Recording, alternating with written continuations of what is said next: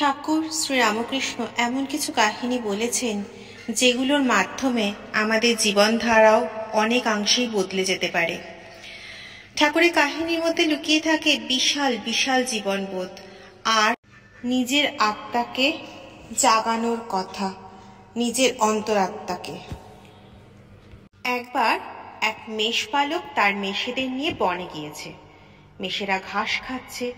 হঠাৎ সেখানে এক সিংহী হাজির হলো। সিংহীর তো ভারী খিদে পেয়েছিল। মেষেদের দেখে সে দিল এক লাফ, কিন্তু তার গর্ভে সন্তান ছিল।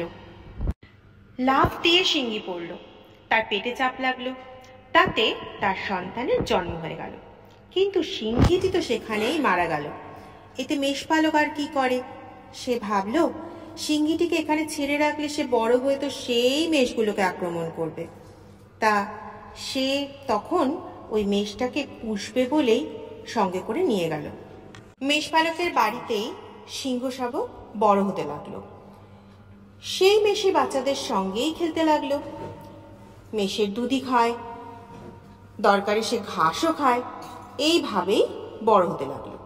তো একদিন সেই মেষপালকের বাড়িতে এক সিংহ এসে হাজির হলো।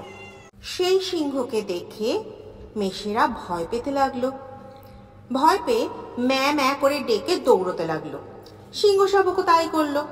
সেও ভয় পেয়ে দৌড়তে শুরু করলো, আর সঙ্গে সঙ্গে সেও ম্যা ম্যা করে চিৎকার করতে শুরু করলো। এতে সিংহটা ভারী অবাক হয়ে গেল, আর সবকিছু ছেড়ে শুধু সিংহ শাবককে নিয়ে এসে জঙ্গলে চলে গেল। সিংহ শাবক তো এদিকে ভয়ে আধমরা। সে ম্যা ম্যা করে চিৎকার করেই চলল। সিংহ তখন তাকে বলল, তুই ভয় পাচ্ছিস কেন? তুই তো সিংহ, তুই তো মেষ না। তাতেও সিংহ শাবকের ভয় আর যায় না। তখন সিংহ তাকে জলের ধারে নিয়ে গিয়ে দুজনের পাশাপাশি ছায়া দেখালো। তাতেও সিংহ শাবকের বিশ্বাস। তখন এরপর সিংহ তাকে কি করলো, মাংস এনে দিল। সে তো প্রথমে খেতে চায় না। তাতে সিংহ তখন তাকে জোর করেই মাংসটা খাইয়ে দিল। এবার সিংহ শাবকের অন্তরাত্মা জেগে উঠল। সে অমনি হালুম করে ডাক দিয়ে জঙ্গলে চলে গেল।